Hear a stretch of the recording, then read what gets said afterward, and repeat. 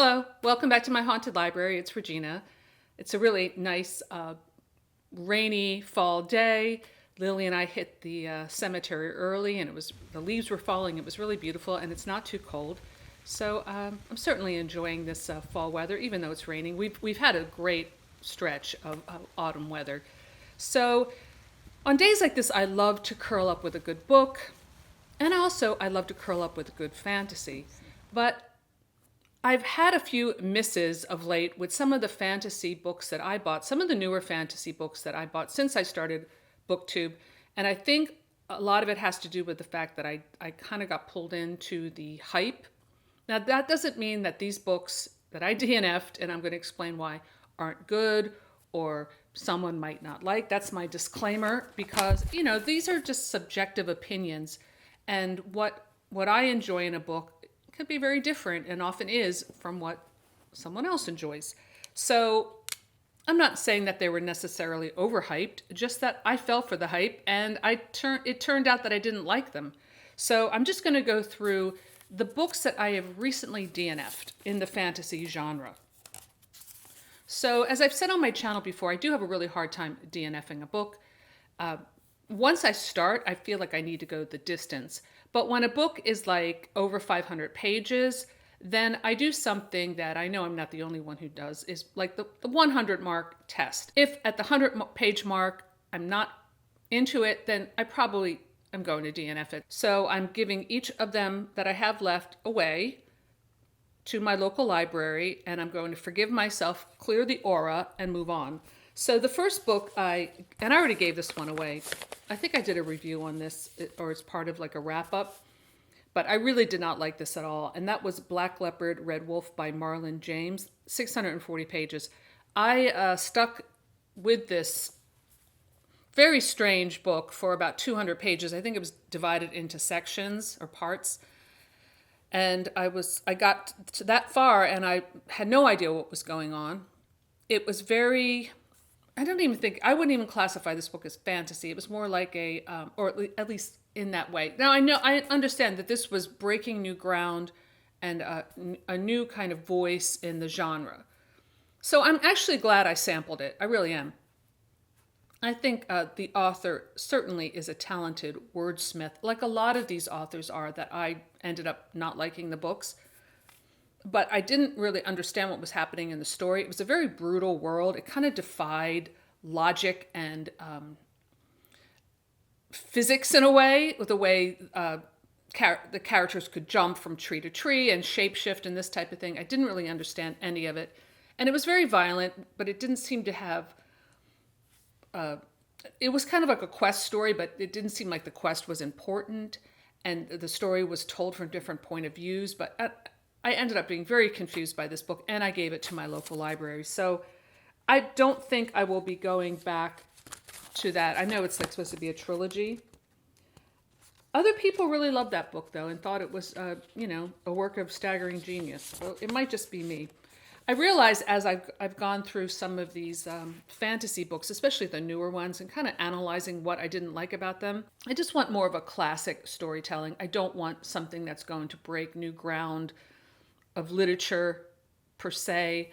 I'm more into just like a classic storytelling. And so I think as I go into more fantasy, which I do love the genre, but I'm more of the like Terry Brooks type. I know that's a little like Tolkien for dummies maybe, but I don't care. I'm not ashamed of it because that's basically my reading is for entertainment. I don't want to work really hard when I'm reading. I don't want to feel like I have to take a course along with reading the book. And my basic taste is kind of like pulp fiction. So that's why all roads in my library lead back to V.C. Andrews. So even in my fantasy reading, although of course I love Tolkien, which I read, in the last couple of years, and I read Dune recently, which I consider fantasy as much as sci-fi, and I thought that was really great. So I'm open to the classics, but I'm going to try to stick into more smaller books that I find in like the thrift shop, like these Michael Moorcock books I picked up, because they're short, so I can sample it and finish the book without feeling like a failure when I DNF it, if that makes sense. So, but that doesn't mean I've stopped trying the bigger books. I am still in the Wheel of Time. I'm on book 3, about 100 pages in. I don't know if it's going to make the 100-page test. I'm actually on page 97, but I think I'm going to go the distance with that book. I don't really love the Wheel of Time, but I'm interested enough in the concept to want to keep reading, I guess. Or maybe I'm just, I just don't want to stop because I've already read the first 2 books.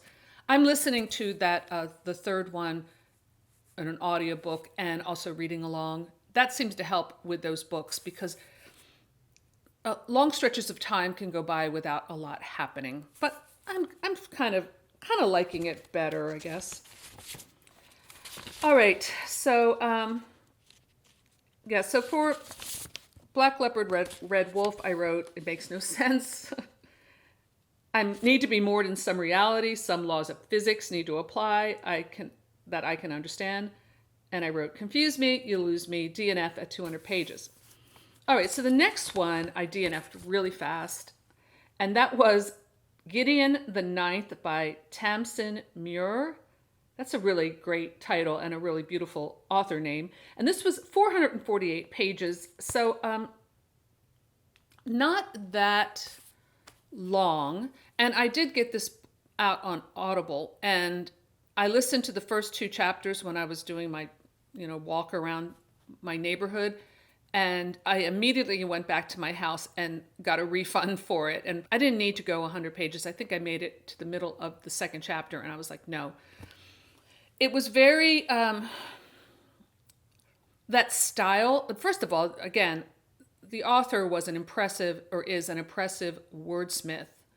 But it was kind of like reading that book by the booktubers, Zenith, but with a better thesaurus, It had that kind of like kick-ass, tough, central character that I really despise. I hate that character I've seen so many times now on television shows and books and movies, and I just don't like that character. I don't know why. It doesn't ring true to me, but something. But this character was, the first chapter, she wants to leave, but this house, a place that she's in, that she's trapped in, but you don't know why.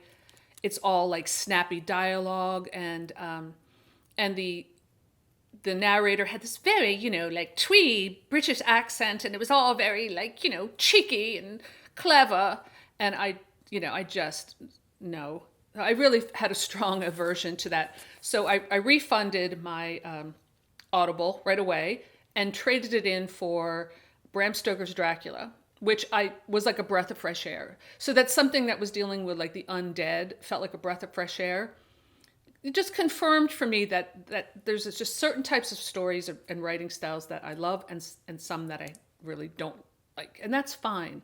In fact, sometimes I get into these fantasy stories and like something like Black Leopard, Red Wolf, where I can't comprehend. And I worry about my reading comprehension. Like, am I losing it? Like, have I lost my ability to read something above, a 6th grade reading level? But then I'm reading Bram Stoker. Of course, I know the story very well. Well, I'm listening to it. I've read the novel before several times. And I'm getting it. I'm loving it. It's flowing. I can understand, English, but I just don't understand stories that aren't moored in some kind of classic storytelling structure. And I think when I look at a lot of these fantasy stories, I think the more elaborate the story is, like the more characters, the more filigree in this world, the more it has to be set on a strong foundation that makes sense, something classical, or else I'm totally confused. So I did not like Gideon the Ninth at all, but some people love it. So, all right, next. I'm very ashamed of this, only because I bought the entire set, convinced I was going to love it just from reading the reviews and listening on BookTube to how, everyone said what genius this is. And that is the 5th season of the Broken Earth trilogy by N.K. Jemisin. I tried the first book, the 5th season. I tried twice, and I got to about page 100, maybe a little more, and I could not stand this book. And I think, again, we're dealing with a talented wordsmith, but she's taking a lot of experimental leaps in logic, and and it's also told in a present tense, second person, some of it, which I'm not a fan of present tense, second person. I just couldn't deal with it. So I feel really ashamed that I spent the money on this, but I'm going to give it to a good cause. And so many people love this author. I'm sure my local library will appreciate it. I do have another one of her books on my Kindle, so I haven't given up on this author. I will try that one, but I'm not going to just force myself to read a book that I tried twice that I couldn't get into. To me, I was really unmoored. I didn't know where I was. I didn't understand the world. And I think with fantasy, I know it's a bit of a cliche to put fantasy in this kind of medieval, Tolkien world, or, an ancient historical world, but I think it has to be a world that makes sense. Like, I get thrown if there's too many anachronisms, or just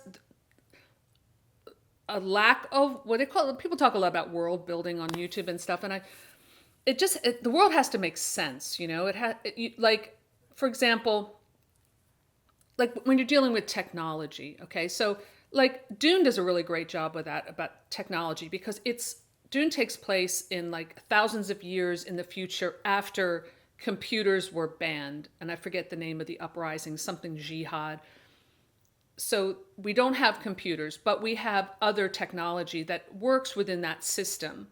And I've only read the first Dune. As the series progresses, maybe that changes a bit. But I knew where I was. Like, they can they have helicopters, ornithopters. They have cars.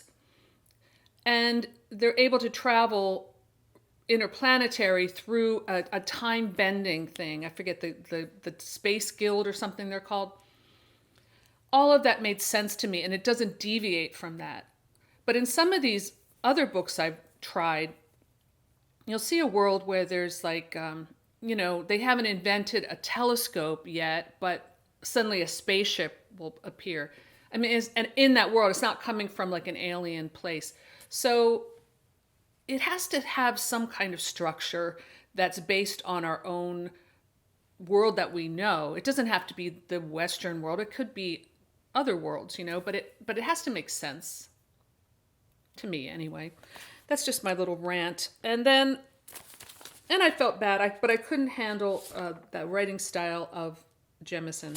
Sorry. And the last book I DNF'd, I also bought because I bought into the hype, and that is The Priory of the Orange Tree by Samantha Shannon.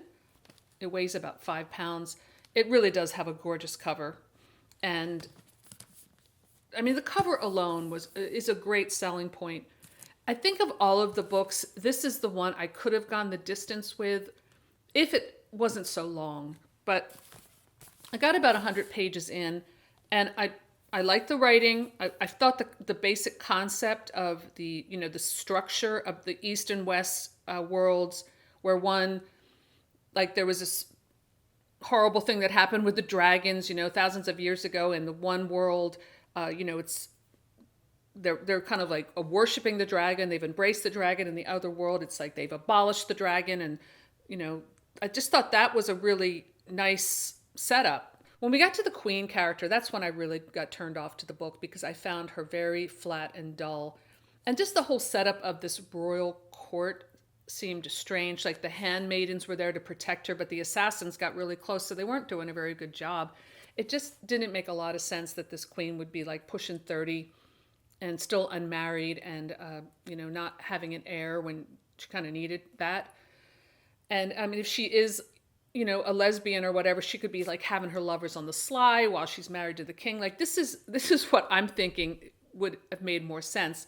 And that's more in like a George R.R. Martin world, which I really love those books. So I might just be coming from that perspective, but it didn't really make a lot of sense, and it wasn't that interesting. So when you think about a queen, certain archetypes come up, and I think anytime you're dealing with fantasy, especially, you're dealing with some major archetypes, and you can change them, you can shift them, but they're always going to come up. And if you don't, as an author, if you don't meet that expectation on some level, I think you're going to bore your reader. That's just my opinion. But we could have an evil queen. Now that is a cliche, you could say, but it still works. Or you could have an iron-fisted queen who's like kind of like taken on the man's role, but maybe she's still feminine. But there's that archetype you see throughout history. You could have a weak queen who maybe this character was, and I didn't stick with the book long enough to kind of find out, but you could have any kind of queen, but just not a boring queen. Like I said, I could have stuck with this one, but with so many books that I want to read, I just didn't want to get halfway through and decide that I didn't like it, and then I felt like I had to go the distance. So I'm sure my library will be very happy to get a copy of this lovely book that so many people enjoy. So I think I did fall for some booktube hype on some of these books. I think in the future, instead of opening my wallet right away and spending money on these books that I'm not going to like, I'm going to sample them more, try to be a little smarter about it. So let me know in the comments below if you've read any of these books that I DNF'd, what you thought of them. I would love to hear your thoughts. So that's all I have for today. Thanks for stopping by my haunted library, and I'll see you soon. Bye.